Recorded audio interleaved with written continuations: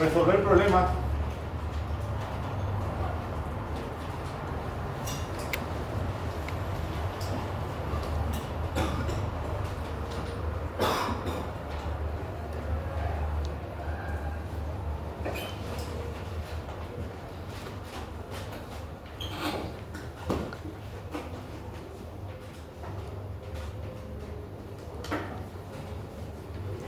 por ejemplo, un problema como este.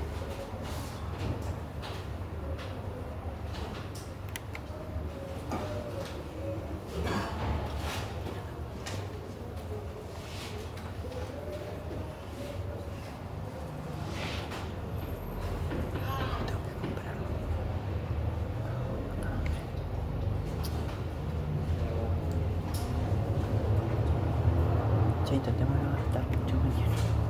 Pasado mañana. Tengo que comprar un regalo. ¿Podemos resolver un problema como este? ¿Sabemos resolverlo? Sí. ¿Qué harían ustedes? Como el Método de Myers, ¿sí? El método más fácil que ustedes conocen. También pueden aplicar ramas.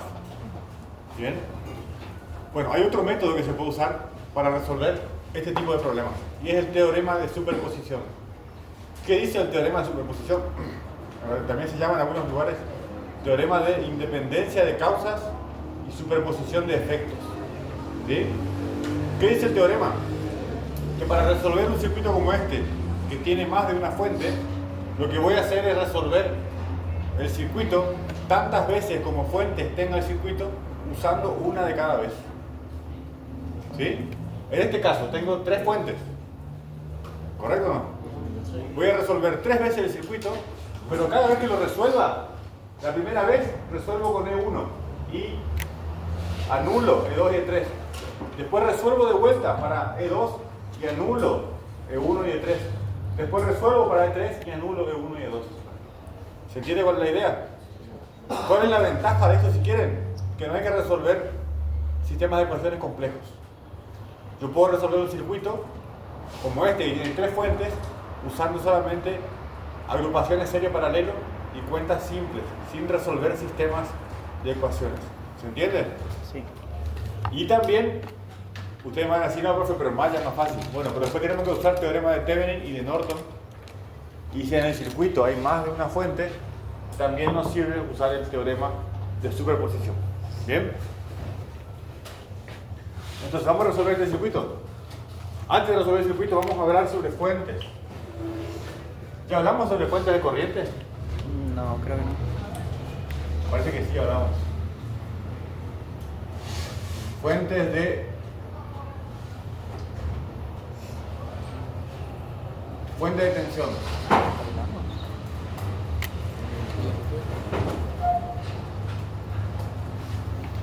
Y de algo.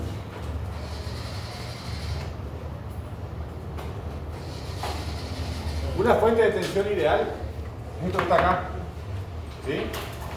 ¿Qué significa que sea ideal? ¿Alguien entiende? Que no tiene como desperdicio. Ana. ¿Quién más?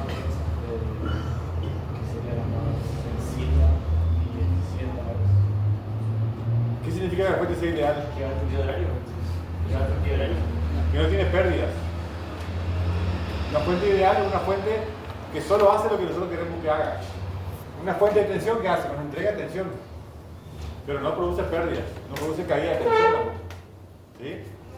Ahora, ¿qué pasa si tenemos una fuente real? La fuente real tiene en su modelo más simple una fuente de tensión ideal sumado a una resistencia interna. ¿Ah? ¿Qué pasa si yo a la batería de un auto le agrego un foco? Va a prender de una forma, ¿sí? Una cierta intensidad. Si yo agrego 10 focos en paralelo, ¿la intensidad va a ser la misma? No. ¿Por qué no? Porque tiene que ver. Porque tenemos la misma energía para Más cantidad de una focos. lámpara. Y dentro de la batería, por más que sea de 12 voltios, dentro de la batería se produce una caída de tensión debido a la resistencia interna de la batería. ¿Sí? Y eso ese fenómeno que pasa en la vida real se puede representar en su forma más simple, porque hay muchos modelos para fuentes reales, pero la forma más simple, con una fuente y una resistencia interna. ¿Ah? Entonces, nosotros vamos a usar en electrotecnia 1 y en electrotecnia 2 el año que viene la fuente ideal y la fuente real. ¿Ah? También vamos a tener fuentes de corriente.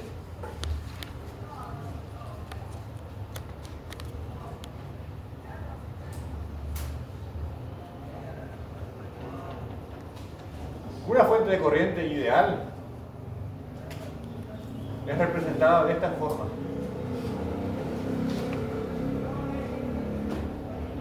Por ejemplo, I igual a 10 amperes.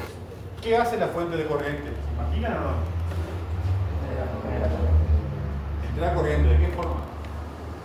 Continua. ¿Cómo dijimos que era la tensión en la fuente de tensión? Sin pérdida, lo que significa que es siempre constante. Si yo digo que la tensión tiene un valor de 10 voltios, va a ser siempre 10 voltios. ¿Sí? La fuente de corriente nos va a entregar siempre una corriente constante. No importa qué resistencia yo ponga en el circuito, la corriente va a ser 10 amperes. ¿Entienden? Eso significa una fuente de corriente. ¿Bien? Y de la misma forma, que tenemos una fuente de tensión ideal y una fuente de tensión real, tenemos una fuente de corriente ideal y una fuente de corriente real. En este caso, la fuente de corriente real es representado en su modelo más simple por una fuente de corriente ideal y una resistencia interna. ¿Cuál es la diferencia?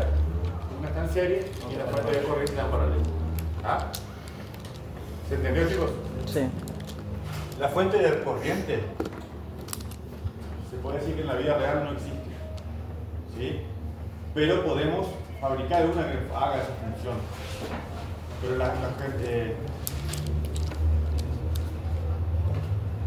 digamos, no hay un elemento natural que sea fuente de corriente. Podemos fabricarla en laboratorio y usarla, pero a fines teóricos tienen mucha ayuda, ¿sí? Nos proporciona mucha ayuda a fines teóricos.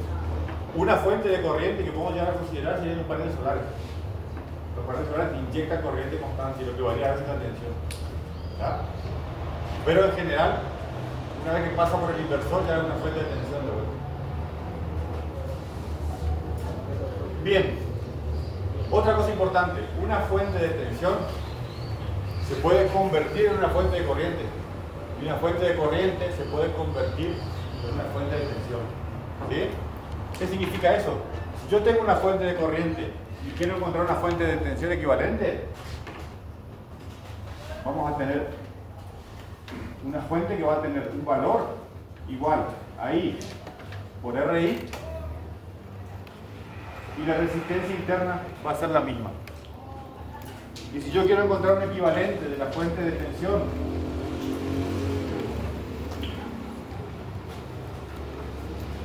a la fuente de corriente,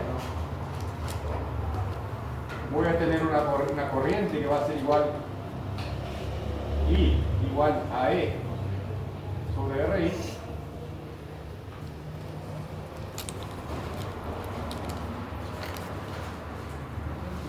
y la resistencia interna va a ser la misma. ¿Se entendió? Nuevamente copien esto, que después lo vamos a ir usando, sobre todo cuando hagamos teorema de Stevens y Norton. Nos va a ser de mucha ayuda convertir una fuente